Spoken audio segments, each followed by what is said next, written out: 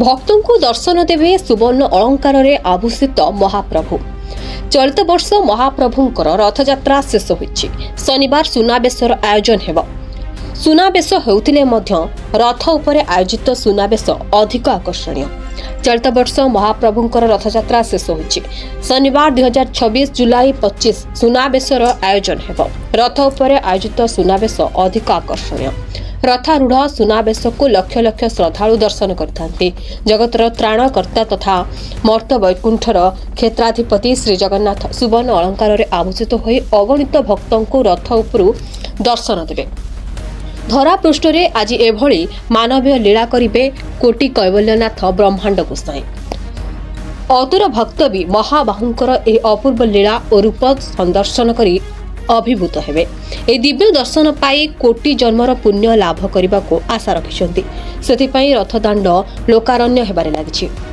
हजार हजार श्रद्धालु महाप्रभु श्री जगन्नाथ, बड़ ठाकुर श्री बलभद्र और देवी सुभद्रा को एभली अपूर्व सुनाबेशरे दर्शन करने को व्याकुल होइछन्ति। Nayagarh Jitan Kumar Mahapatra report, live live Odia. मोर परिचय है ओल्ड टाउन पुणासर बासिंदा मनोज महापात्र। मोर पुतु जेजेबापा जगन्नाथ बर्तमान थे। मो बापा चाकरी करा द्वारा जो पुत्री नारी स्वामी स्त्री माने सपत्नी माने एकादशी करती व्रत धरती यही व्रत धरवा कथा। यहाँ आषाढ़ मासर व्रत आरंभ जीवन जाक ये कले महाकोटि पुण्य मिले। विष्णुंकर निकटतर हो पारती। यार पूर्वजन्म न थाए बोली पुराण लेखा अच्छी।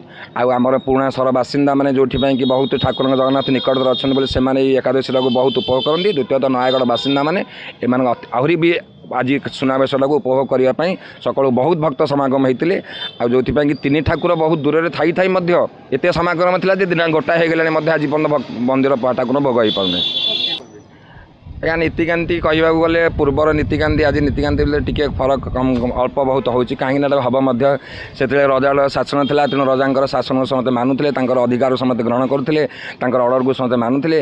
आजिकल आज्ञा सबुठी तो टी लोक संग ब्राह्मण समाज भी कमिगले, ब्राह्मण सेवायत भी कमिगले। द्वितीय सेवायत मन मुताबिक प्राप्य भी दि जाऊना। उभय को देखले दुई तरफ किसी गुण अधिक रोचे तेणु जो कम अधिक रोचे। जन समागम आगे आज बहुत भक्त सकाल बारटा गोटे मंदिर पर्यटन ठाकुर आज माने शंखुड़ी सरी बल्लभ भोग हवा दिन 12टा 12:30 है जोटा दिन 10टा 9:30 हवा कथा। एवं पुणी बर्तमान गोटे बाजिया जाऊँगी ठाकुर बर्तमान टेरा काकरा भोग हम ठाकुर जाए शयन करेंगे। संध्या 5टा 5:30 5टा बेलू सुनाबेश आरंभ हम। राति 9टा 9:15 बोली माँ समाज सेवायत मान अच्छी कथा मुझे शुणुली। तेणु भगवान समस्त नयागढ़ जनबासिंदा अनुरोध भक्त नमस्ते जे सुनाबेश को सादरे दर्शन कर जगन्नाथ आशीर्वाद लाभ करूँ। आउ एकादशी है जीवन जो स्वामी स्त्री मैंने सपत्नी मैंने एकादशी धरती ये एकादशी धरले महाकोटि पुण्य मिले विष्णु निकटतर होता।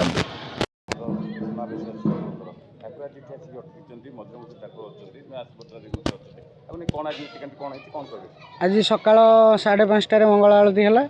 तापर यथाक्रमे जमी आम अवकाश बल्लभ जमी हवा कथा सेमती अवकाश बल्लभ नीति है। एकादशी जेहेतु आज सकाल धूप टे डेरी एबे सकाल धूप सरला। एबे तापर द्विपहर धूप हम तापर पहड़ पड़ो संध्या बेलू को सुनाबेश हम।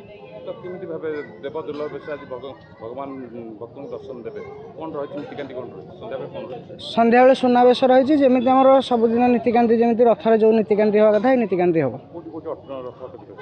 बड़ ठाकुर रथ तालध्वज रथ जगन्नाथ मंदिर सामने आसिक रही जाइए।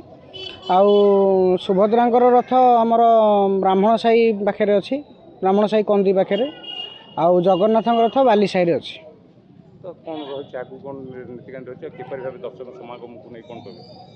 आमर आज संध्यार सुनाबेश सरिले पहड़ खोला हम। पहड़ खोला सरला जमी भक्त दर्शन करने कथा सेमती भक्त दर्शन करेंगे। तापर यथाक्रमे नीतिकांति सारिकी रात्रि पहड़ हम। रात्रि पहड़ पर पुणी काली सकाळ जमी नीतिकांति जहाँ से काली संध्या बेलू बा 3:30 4टा बेलू रथ भिड़ा हम। जय श्री जगन्नाथ, जय श्री जगन्नाथ, जय श्री जगन्नाथ।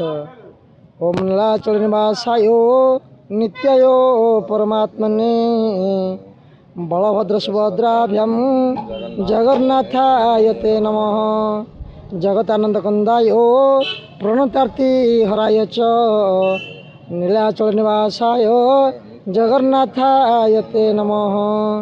ଆଜି ମହାପ୍ରଭୁଙ୍କର ହରିଶୟନ ଏକାଦଶୀ।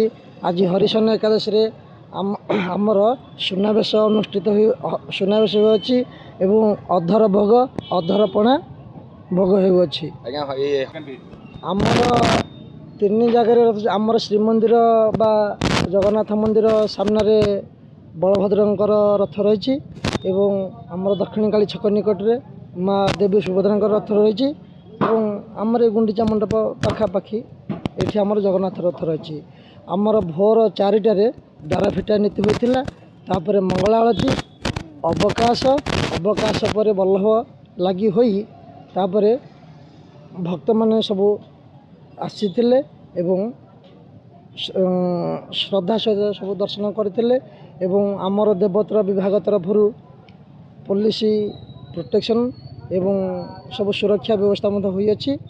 ଆଜି ଆମର ତାପରେ 12ଟା ସାଢ଼େ 12ଟା ଆସିକି ଆମର ସକାଳ ଧୂପ ହେଉଥିଲା ଏବଂ 1 ସାଢ଼େ 1 ଭିତରେ ସ୍ୱୟଂ ଧୂପ ହୋଇ ମନ୍ଦିର ବା ରଥ ପହୁଡ଼ କରାହେଇଥିଲା।